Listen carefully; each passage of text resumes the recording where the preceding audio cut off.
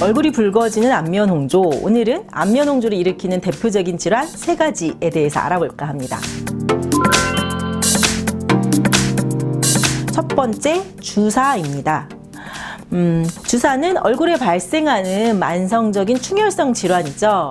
얼굴의 홍반, 그다음에 모세혈관 확장으로 시작을 해서 심할 경우 모낭성 염증성 부진, 그다음에 농포, 염증성 결절 등으로 진행을 되고 심할 경우 안검이나 결막, 각막 등을 침범하기도 합니다. 주사는 처음에는 자각 증상이 없이 코 주변으로 이제 얼굴이 벌겋게 되거나 얼굴의 피부에 이제 구진이 나타나는 것으로 시작을 하기 때문에 여드름으로 오인을 하기 쉽습니다. 때문에 초기에 적절한 정확한 진단과 치료가 필요하죠.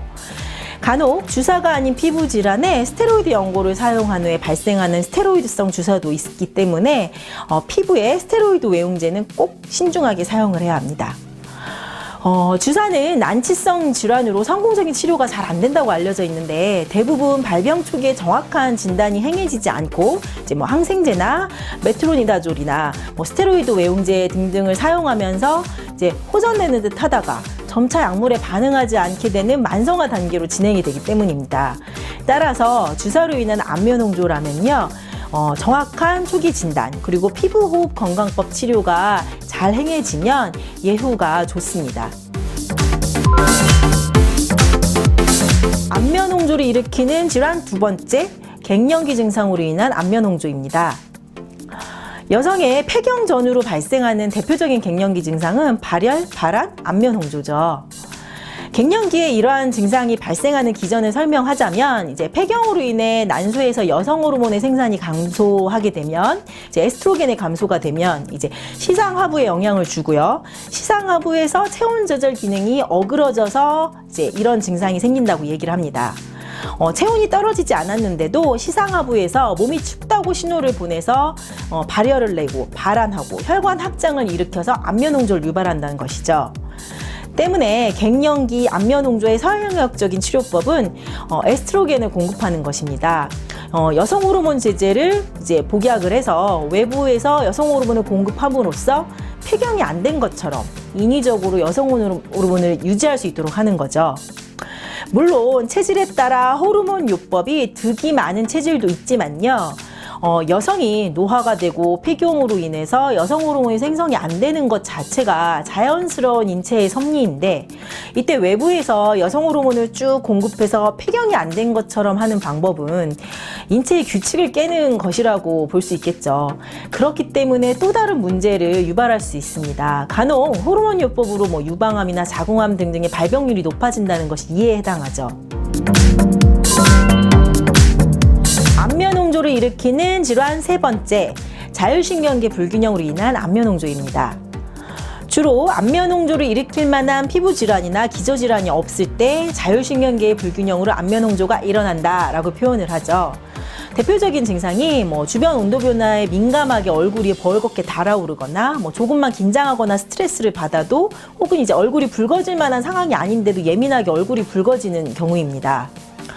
인체 상부에 교감신경이 항진되면 얼굴에 모세혈관이 확장되고 안면홍조가 발생한다고 이제 기전에 보통 이럴 때 설명을 하는데요. 권해지는 치료법은 교감신경 차단술, 절제술입니다. 문제는 교감신경 항진을 이제 인위적으로 차단하기 위해 교감신경을 차단했는데 이제 시술 부위 이외에 교감신경이 보상성으로 항진돼서 보상성 안면홍조가 나타날 수도 있는 것이죠. 우리 몸의 자율신경계는요, 교감신경, 부교감신경이 상호적으로 보완 조절하는 것이 정상이죠. 그런데 어느 한쪽을 인위적으로 차단한다면 또 다른 문제가 생길 수도 있습니다.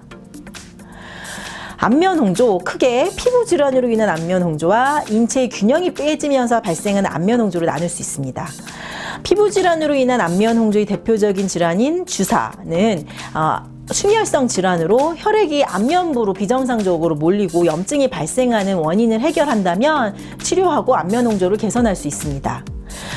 인체의 균형이 깨지면서 발생하는 안면홍조, 갱년기 증상이나 자율신경계의 불균형으로 인한 경우인데 보통 이런 경우를 한의학적으로는 심화상염증이라고 표현을 합니다. 말이 어렵죠. 근데 머리끝부터 발끝까지 심장에서 사지 말단까지 체온이 일정하게 유지되고 이제 순환이 원활하게 이루어지는 것이 기본인데 여러 가지 이유로 인해 체온 유지의 균형이 깨진 상태를 심화사명증이다라고 표현을 합니다. 갱년기에 여성 호르몬 생성이 줄어든 것은 누구에게나 일어나는 당연한 인체의 반응입니다. 그런데 이제 여성 호르몬이 줄었다고 안면 홍조가 일어난다면 우리 몸이 이러한 변화에 자연스럽게 적응을 하지 못하는 것인 거죠. 갱년기 변화에 몸이 자연스럽게 적응할 수 있도록 도와주는 것이 이럴 때 한의학적인 치료법입니다. 마찬가지로 온도 변화나 감정 변화 등등의 자율신경계가 균형을 잘 잡고 있으면 문제가 없는데요.